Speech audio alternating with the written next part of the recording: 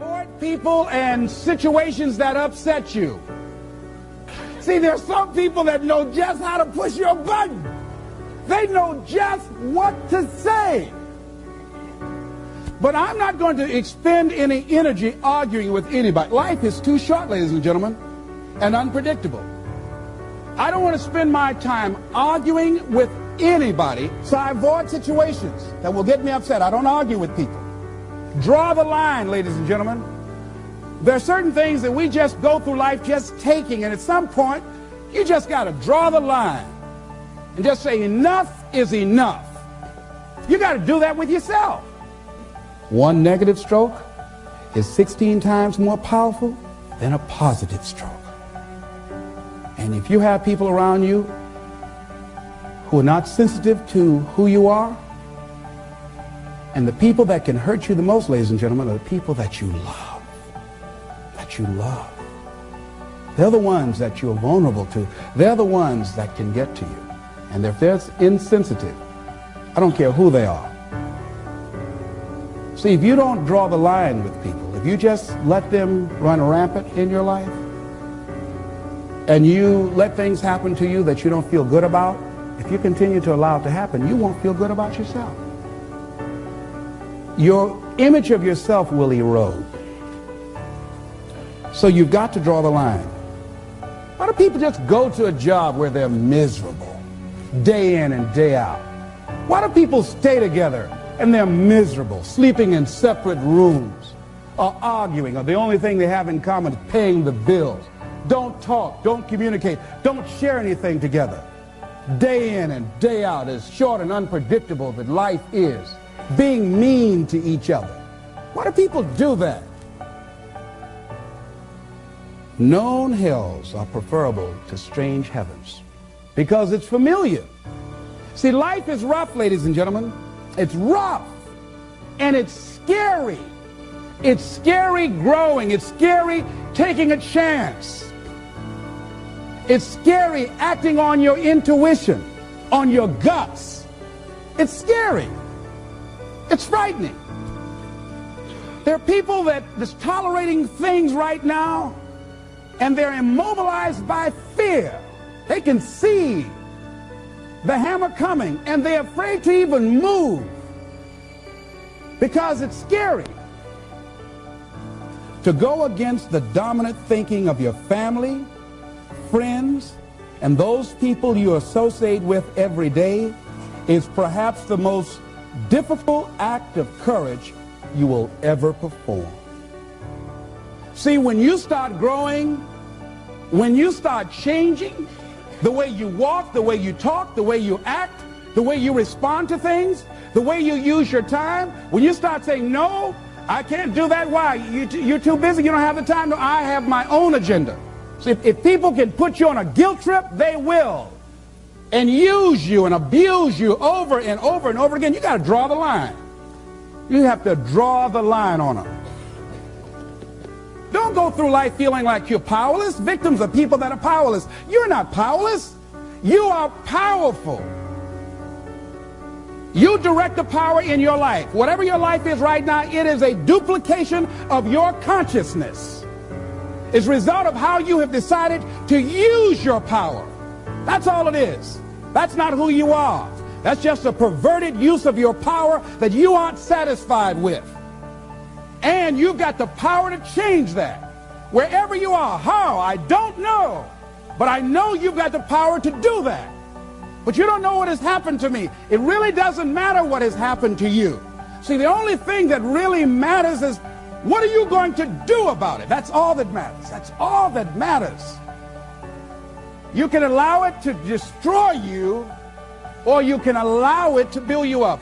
We never get to a level where we feel that there's nothing else for us to do, that we've achieved a certain number of goals and we figure that we're through. No. You don't want to stay there and celebrate too long like a lot of people do. When they do something they consider outstanding, they go around talking about what they used to do. See, let me tell you, I used to do this and I used to do that. Excuse me, used to be's don't make no honey. What are you doing now? You're still here breathing. That means you've got some more to give. Doesn't matter how old you are, doesn't matter about where you are, doesn't matter about what you have, doesn't matter about what you've done. Life is about growing. It's about being productive. It's about stretching. It's about challenging yourself. So you start looking around and decide, hey, what else do I want to do? What got me here? It's a time for celebration, but also a time for reflection. What got me here? What worked? What did not work? What do I need to do to repeat so that I can get the same kind of results in other areas of my life? If the goal is to improve my health, if the goal is to improve my relationship, if the goal is to improve my income, if the goal is to improve something in society, what is it I need to do? Now, don't get confused with what you do with who you are. Don't trip. Don't go on some type of ego trip about talking about how bad you are. None of us do anything by ourselves. Develop an appreciation for external support as well as good fortune, because all of those things play a role.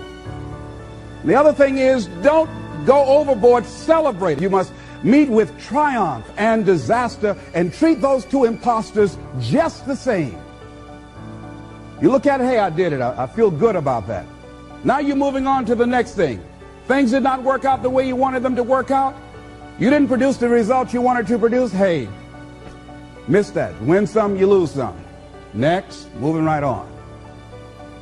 Don't confuse who you are with what you do. Make your mind fertile ground for the seeds of opportunity. Think, if you want to experience a sense of fulfillment, you've got to have an open mind so that ideas can come in there and take root and grow. So part of beginning to have fertile ground, you got to break that ground up.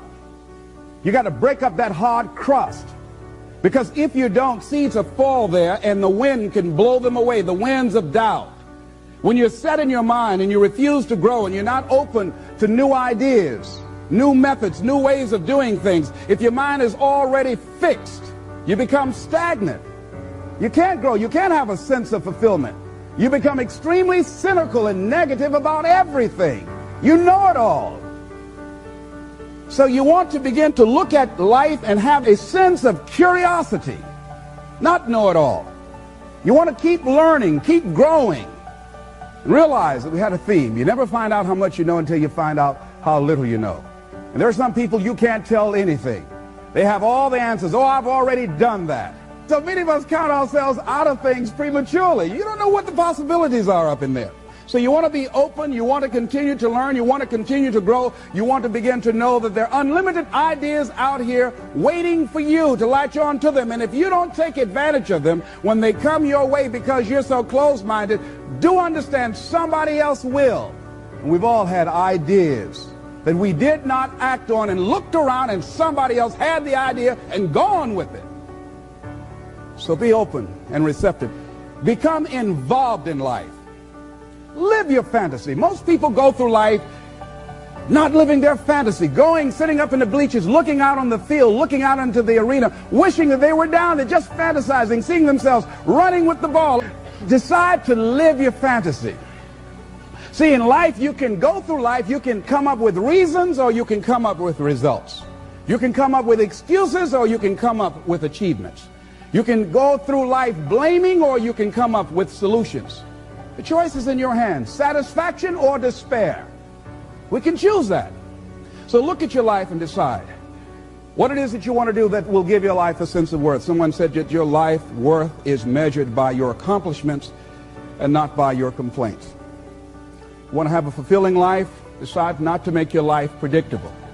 So some people, their lives are very predictable. They got a little routine, they do that and they follow that day in and day out, day in and day out. You don't get much juice and happiness out of life like that if you are predictable. You want to change it up. Variety most certainly is the spice of life. Here's something else. Want to create a greater sense of fulfillment?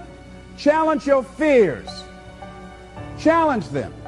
Look those fears in the face and take them on.